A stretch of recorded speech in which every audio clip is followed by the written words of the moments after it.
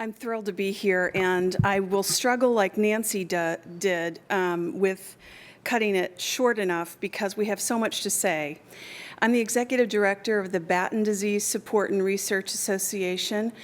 It is the national organization, and we are located 5 minutes from here in beautiful Grandview, Ohio.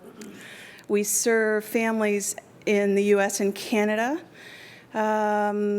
But last year we served families in 26 countries around the world because this is an ultra-rare disease of childhood. It's a lysosomal storage disorder, of which there are about 50. More famous ones are Tay-Sachs, mucopolysaccharidosis. Ours is neuronal ceroid lipofuscinosis. You may also hear that, but the short name for it is Batten disease. We have 14 different mutations. We see 2 or 3 of these primarily in the United States. All of these kids in my first slide have Batten disease, and some of them are still with us and some of them aren't. Children typically start to have problems at 3 or so after developing completely normally with an unprovoked seizure and speech loss. And by the time they're 9 or 10, they're gone from us. And so it's a very rapid disease and a very sad disease, but there's hope on the horizon.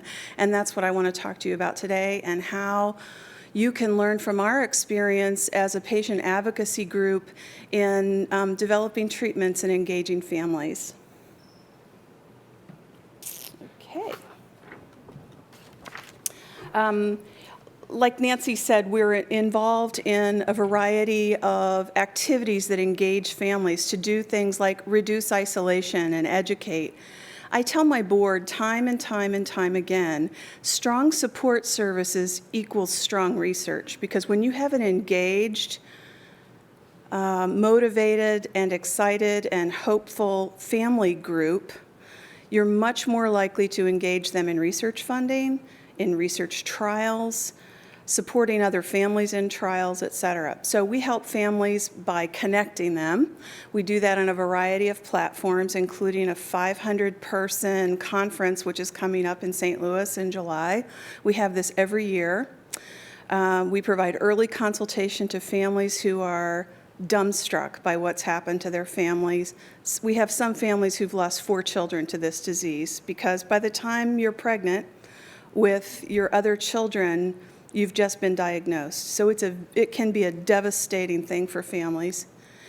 We have several Facebook pages, but we also have a closed page that's vetted by a social worker in our office. It has 800 people on it from all over the world who are caring for children with Batten disease. We provide peer-to-peer mentors and sibling support. We believe that patient advocacy is a vital part of the healthcare team. So we provide genetic testing referrals for those families who are pregnant and already have a child with Batten disease. We help them with genetic testing. We have a carrier testing program for siblings. We provide access to medical equipment. For one of the forms of Batten disease, there's a tremendous difficulty with these kids who have the juvenile form, and they typically start to have problems at about 7 or 8. They lose their vision first, and then the vicissitudes of childhood dementia set in. So you could imagine a child 7 or 8 who has dementia and vision loss. Their school accommodation issues can just be tremendous. And so we fly teachers to different communities in the United States to help train their teachers, their whole school system, on how to work with kids with Batten disease. We provide physician consultations and patient education. We also have a merit review process, which is a catalyst for research leading to trials. We have global funding partnerships all over the world. This year, we're excited to bring in Cure Kids New Zealand. I got to go to New Zealand last year, and we have a herd of sheep out there with a form of Batten disease called CLN5 and CLN6. And we have a research conference support program, and we support gene therapy and other research programs all over the world. So today, I really wanted to drive home how we support translation in research.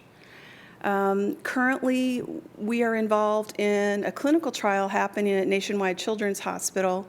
The kids I was talking about first, like this little boy here had CLN2, I'm sorry to say. Some kids just like him are involved in a worldwide enzyme replacement trial. Kids with CLN2 lack an enzyme in their lysosome that eats junk proteins that we all produce, and so the buildup of these proteins and fats causes cell death and neurodegeneration. And so right now we have a trial that's taking place in London, Hamburg, Rome, and beautiful Columbus, Ohio. These kids have a port in their head, and every 2 weeks they get enzyme, and they're doing really, really well. And can I just give a shout out to the city of Grandview, because we have relocated 3 families from across the United States to participate in this trial. That's another thing our organization has done, is relocate these families. There's a team of kindergarten teachers at Grandview who have embraced 4 kids with Batten disease. They've never had any contact with Batten disease before, and they have completely embraced these kids. And so these community connections and solid support by organizations like ours and you make it possible for these families to continue. And they've been here now 2 years, and they will continue to be on enzyme for a long time. We'll provide document review. We're currently in the midst of working on 3 other gene therapy trials across the nation. I'm currently reviewing consent forms for a company right now called Spark Therapeutic. They're very interested in making sure that their documents, their trial practices are all helpful to clients to really understand what it means to be in a clinical trial. We provide letters of collaboration for your grants, happy to do that. We provide goodwill with you for families, and we can provide an enormous amount of trust. When we know you well, then we can help you know other family groups well. As I said, we've provided funding, over $10 million in the last 30 years.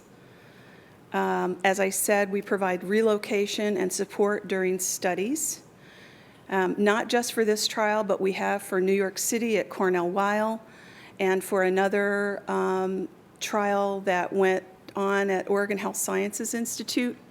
We have a social worker on staff who is a master at medical miracle flights and Ronald McDonald housing and getting donors to pay for that. And so we do those kinds of things because we know families need support, and we need to complete these trials.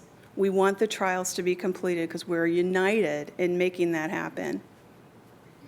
We're good at troubleshooting, and we're good at disseminating results at conferences. We are excited. I'm speaking for my entire organization now that we're excited to be in this room with you. Even if you're working in cancer and you're not working in lysosomal diseases, if you have questions about ideas about engaging patients, I'd love to help you with that. It's what we do every day, and we know how important it is, and I'm sure that I'm speaking for Nancy as well.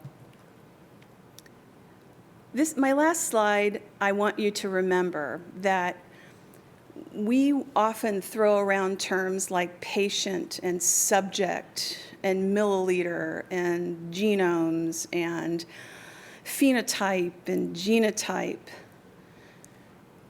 I asked my parents on our closed Facebook page what one word describes your child best, and this is what they told me. And so I want us all to remember that this is what patients and families see every day at home. These are heroes who are courageous angels and inspirations to them. And so the more that we can understand what their daily life is like at home with kids and adults who are very sick, the more we can engage with them and they become partners in research. So I will end, maybe on time. This is a group of our siblings at our conference, and they're grateful for all you're doing in rare disease research. Thank you.